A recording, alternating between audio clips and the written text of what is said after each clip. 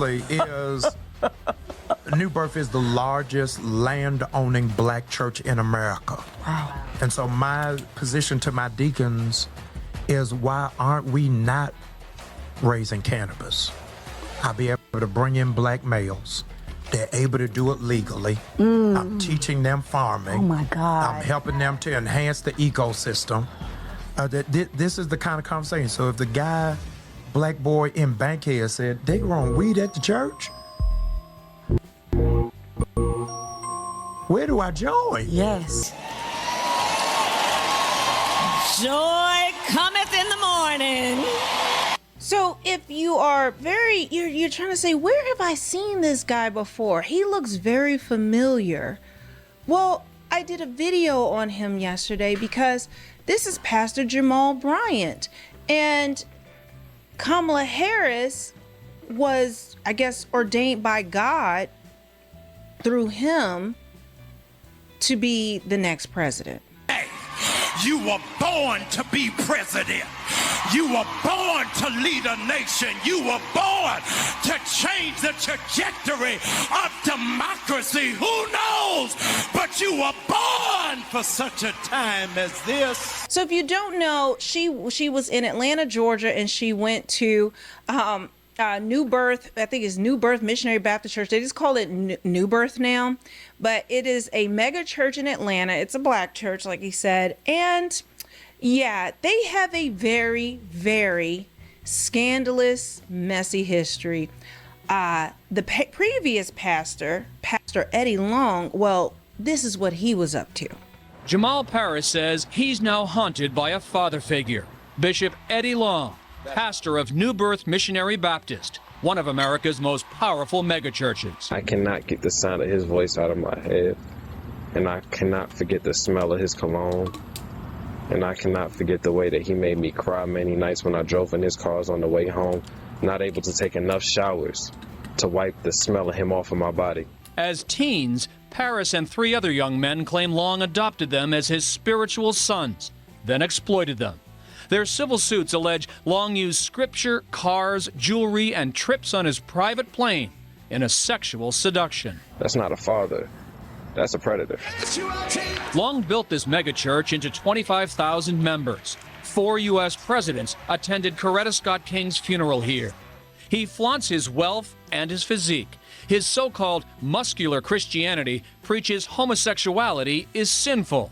Now these allegations. I have never in my life portrayed myself as a perfect man, but I am not the man that's being portrayed on the television. But here's what makes many church members here wonder. Long has never taken his public denials one step further, never said flatly these allegations are false. All 4 teens met Georgia's legal age of consent, but that's hardly the moral standard for any pastor. You are not a man, you are a monster. Allegations that leave Long's congregation trying to decide whether their pastor is a predator. One of the churches that I went to at an early age was Bishop Eddie Long's church. You know, I began to share personal things with him about my childhood, you know, how I felt about life. There's always the constant search from inside to be able to speak out and call somebody daddy. I believe that there was a kind of a hunger and a thirst there in Usher. It helps that I can look at him as a dad or a fatherly image or a friend, more than just a pastor. Because if I look at him as a pastor, then I would never be able to open up to him and tell him anything. Now, after Eddie Long died of cancer, he suddenly got really skinny overnight and got really sick and all these other things, and then he died. And then they decided to install Jamal Bryant here as the pastor. But Jamal Bryant has a story of his own. And I want to say I am divorced because I cheated. I divorced because of my infidelity, not because of irreconcilable differences, but because I broke that covenant. You've been very open over the years about past infidelity. Yes. And how you grew from that. Yes. What do you make of some people out there who will look at this decision to bring you in as senior pastor as New Birth trading one controversy for possibly another? So yeah, he has about, I think, 4 kids out of wedlock. This is like the alleged number because he tries to hide the kids. This is allegedly. But I do know he has 3 children. He had 1 child for sure before his wife. And then when he got married, she was first lady. He was pastor of this church in Maryland. I'm from Maryland, so I remember this vividly. I remember the day I actually visited his church, the day he introduced her as his fiance and be his first lady. Now he's been engaged several times since that and introduced, I think, 1 or 2. And now there's now a new woman that he's engaged to that's going to be first lady. But anyway, in that first marriage, he actually ended up cheating on her, and now he had more kids that he admitted to cheating. Now what part he hasn't confessed, which is a well-known secret allegedly, is that he had 2 babies on her as well. So this is that pastor, and he has been connected to a slew of women along the way. But now let's get to the part. I wanted to give you a history of this. This is who the black church now props up as their figureheads. Now, a lot of churches do, black or white, but I'm speaking specifically to the black church. But now this foolishness. So at some point, you people gotta realize that no one's perfect, and I can't stand when people say that. No one's perfect. I'm not perfect. When we have all made decisions, anything we've done in our life, we made decisions. There's always reasons for it, blah, blah, blah, blah, blah, blah. As a man of multiple baby mamas, which I do have, there comes a point where you gotta stop. You gotta stop. A man can make children till the day that he dies.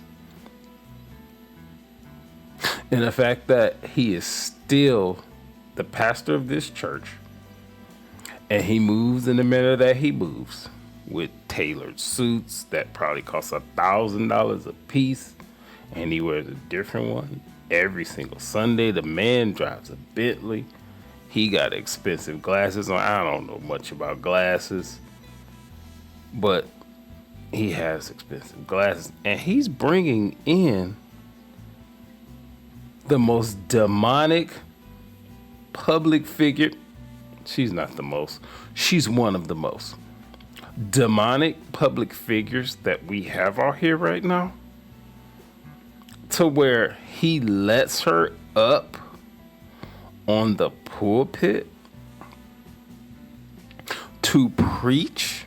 Well, with his background, it's not surprising, but he lets her up on the pulpit to preach a couple Bible verses.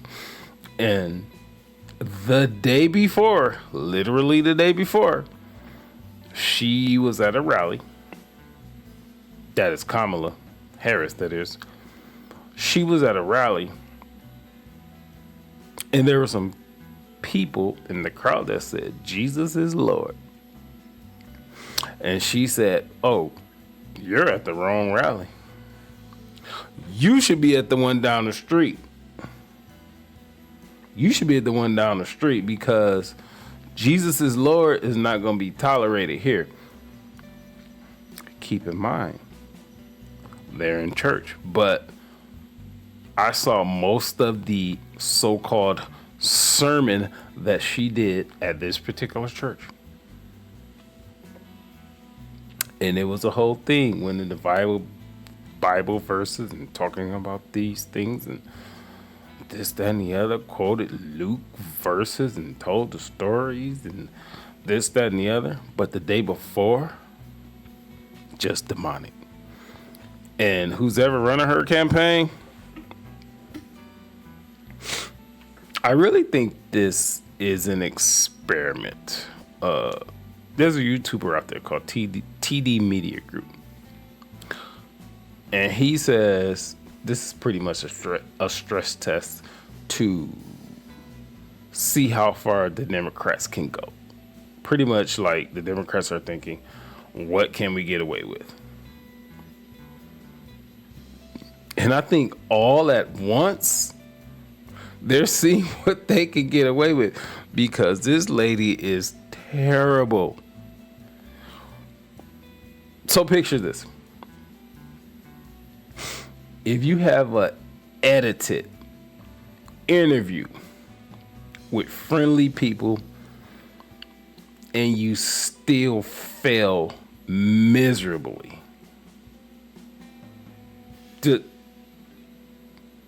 on top of all the other nonsense that this lady is involved in. Her dad was a Marxist, even though he was not involved in her life as a dad should be throughout her lifetime. But I'm sure there are some influences that he impressioned up on her through her growing up. So again, I don't know all the details of when he was there, when he was not. Candace Owens will know that because she been unpacking this lady's life. Her whole life is fake. Her whole life is fake. Doing this sermon that she did at this particular church, this demonic church has grown to more than 25,000 people. Who are you people? Why are you supporting this nonsense? But anyway, she was talking about how she went to Sunday school, and after Sunday school, she went down and had a meal that was prepared by loving hands. The meal was prepared by loving hands. And then she threw on her Southern accent right after that. And before that, she threw on her Jamaican accent. And there's another time where she threw on I don't know what accents. Maybe it was supposed to be a black accent. You better thank a union member.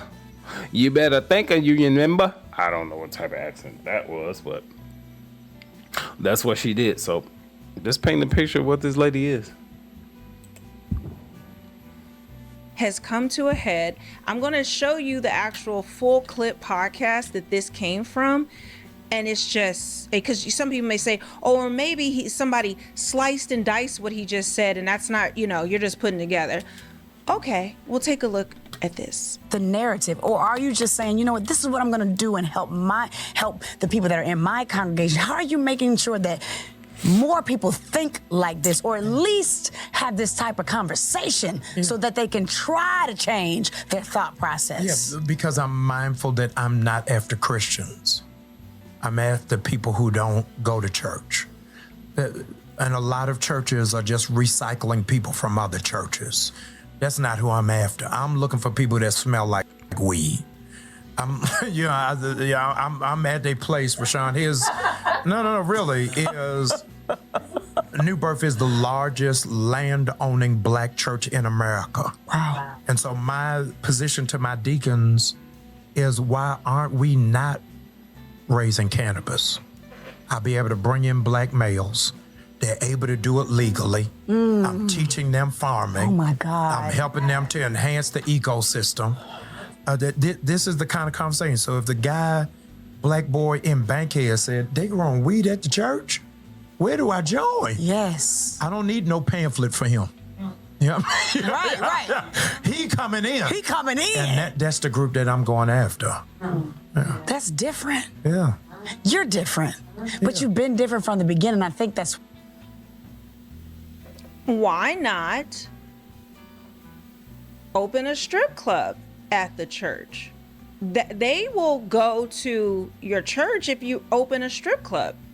You know what? Why not make it a casino? In fact, why don't y'all create a liquor company from the church? That will get black males to come in. So listen, if weed is legalized federally, I have nothing against that as a business. If people want to start up or grow in that business, I actually think weed should be legalized nationally. I don't have an issue with it.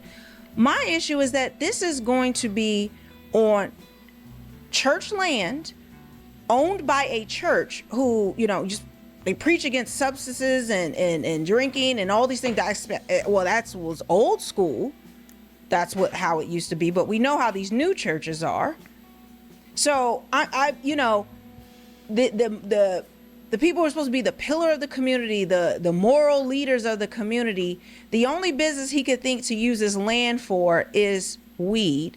And it's because he cares about these boys that are on the corner selling weed. He cares about all these black boys who are just, you know, in the drug game. He's doing it to save them, or is he seeing how if he gets that legal, if it becomes legalized, then it's a way for him to profit and line his pockets, this prosperity. Well, yeah, of course. That's essentially, like, look at him. Look. Prosperity pimping. But again, like a strip club, anything. Hey, it's just a business. Listen, if you're in those businesses, they're legal, nothing wrong with it. But the church now advocating for it. So I see now why he was excited, you know, to pimp and pander and simp for Kamala Harris, of course, in a church that's 90% women, most likely, because most of the black churches have bled black men. They don't want to go to church anymore because of pulpit pimps like this that easily seem to sway a lot of women's ears, but men aren't down with the BS, except for you have a few that still, you know, hold on to God's unchanging hand. But say what? This is, you know, you're doing this to help the community. No, you want to get rich. You want money. While the church rakes in millions, possibly even become $1 billion business if you own all this land. And how much of that is going to go into those boys' pockets? Are they going to be owning part of this? Do they get some type of share of it? Are they going to be paid minimum wage, you know, while you're raking in millions? Because we know what Kamala Harris, the plan, she said that is the black male agenda. Remember the black male agenda that is supposed to do all this for black men. But the main thing that a lot of people talked about with this is that she included in the black male agenda to legalize weed. And that would kind of like make black men, you know what, let me play with my friend Anton Daniels said about what they're going to label black men as with this. I commend black men. Brothers, let me tell you what y'all did. You went out there and played hard to get and got a whole long list of policies specific to you. That is how votes are supposed to work. That's You're right. supposed to be asked for your vote. You're supposed to have agendas presented to you. Y'all got that. Played hard to get to a lot of minimalizing and marginalizing, and that's that word that the Democrats like to use, marginalizing, in that particular language. That is just obviously never going to happen. What is your take on this after Obama essentially insulted black men last week? Well, the first thing that hit my mind, and when I had the conversation with a lot of people that look like me, men specifically, was why didn't they address issues or they valued us before this started to become an issue and Obama decided to put his foot in his mouth in the first place? That's number one. But number two, if you go down and you look at it, it becomes even more disrespectful because it's almost like, oh, we're going to make sure that we legalize marijuana laws because black men are disproportionately affected. Oh, we're going to give you loans that's forgivable. I thought that was grants. But then at the same time, instead of making sure that we're safer, that we have opportunities, that we have lower taxes, that we can get the jobs that we want, they want to dangle more fruit in front of us, low-hanging fruit, in order to sell us on scraps, in order to get us back into the Democratic plantation. It's not going to work. It's just more disrespectful. None of those things, not any one of those 5 points, actually affect me or make me available for them or is going to change my life whatsoever. So yeah, that's going to be the end of this video. It's more of my bottom line with Kamala, because this is what this is about. More of what she's saying. She's going to say these things. She's going to not do these things. Just dangle these few things because it's actually coming up to the 0 hour. This is October 23rd, 2024. The presidential election, as well as the down ballots are included, are November 5th. So what are we looking at? Let me see. 13 days. So 2 weeks, less than 2 weeks. And they're coming down to the 0 hour, and they're doing all these things. And black men that I know, they are Trump or couch. Those are the black men that I talk to. And I'm not in a bubble. There's a microcosm of men. Of course, you have those that we voting for Kamala because she's going to be the first black. That woman is as black as George Bush. Senior, H.W. Jeb, Reggie Bush. Not Reggie Bush, that's a bad example. But you understand what I'm saying. So when y'all get mad at Trump and says all of a sudden she became black. He didn't know she was black. She became black. She was sworn in as the first Indian, senator? I'm just saying, go look it up.